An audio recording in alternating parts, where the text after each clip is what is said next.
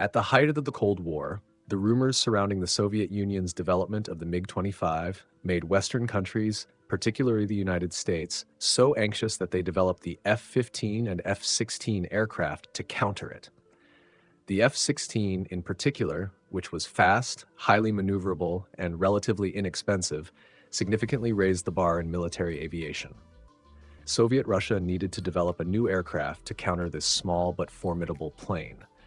This new aircraft had to fly faster than the F-16, reach higher altitudes, have better maneuverability, and be able to land on aircraft carriers. The Mikoyan Design Bureau, tasked with meeting these high demands, introduced the MiG-29 to the Soviet Air Force. Welcome to Extraordinary Aviation Designs. In this video, we will talk about the handsome Soviet fighter jet, the MiG-29 Fulcrum, which was developed during the collapse of Soviet Russia and is still used by numerous air forces around the globe. In the 1960s, the United States, which had begun to fall behind the Soviet Union in military aviation, launched the FX program, also known as the Next Generation Fighter Program, to avoid being second in the ongoing race. While work on the FX program was underway, the Soviets launched the Advanced Frontline Fighter program to close the gap. According to this project, a long-range, heavily armed, highly maneuverable aircraft capable of flying at twice the speed of sound would be developed to ensure air superiority. However, as development continued, it was decided that it was not reasonable to meet all of the Soviet Air Force's needs with a single aircraft. Following this decision, the Advanced Lightweight Tactical Fighter program was launched. This shorter-range, lightweight aircraft would make up 2/3 of the Russian Air Force, with its primary mission being frontline combat. The aircraft to be developed through these two programs would be the Sukhoi Su-27, competing with the F-15 and the MiG-29A to face off against the F-16. The Mikoyan Design Bureau, which had designed many famous fighter jets in the past, began working on the MiG-29 in 1974. In addition to the many required features, the aircraft also had to be able to take off and land on aircraft carriers. To meet these demands, Mikoyan began developing a twin-engine aircraft. Thanks to the twin engines, the aircraft would be more agile during combat and could reach higher speeds. Additionally, the twin-engine structure would provide safety for the aircraft and pilot in the event of an engine failure during aircraft carrier operations. Unlike the MiG-25, the two engines were placed in two separate fuselages, allowing for easier use and maintenance. In addition, the air intakes of the aircraft were equipped with protective covers, allowing it to operate on poor runways.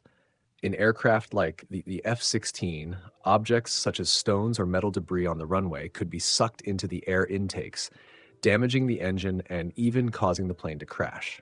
Thanks to the covers in front of the MiG-29's air intakes, the aircraft could take off from poorly prepared runways without such risks.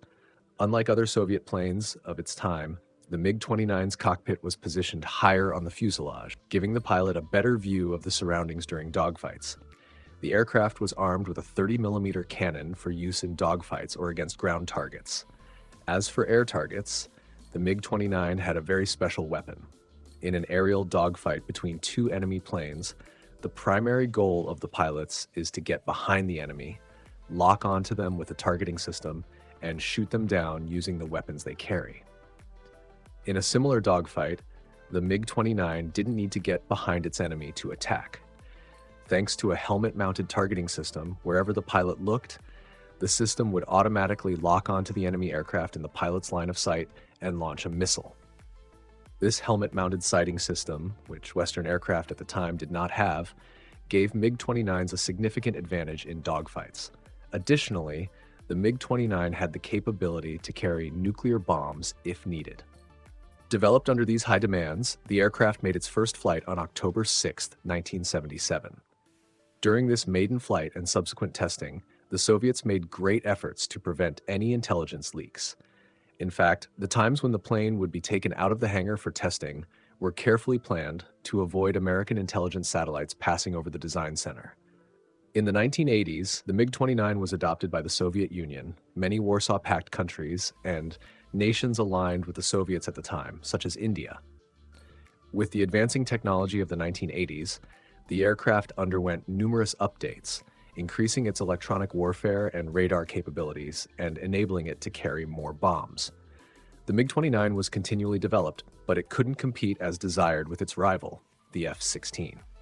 One reason for this was that the aircraft had been designed according to Soviet aviation standards. For example, the MiG-29's service life was designed to be approximately 2,500 hours.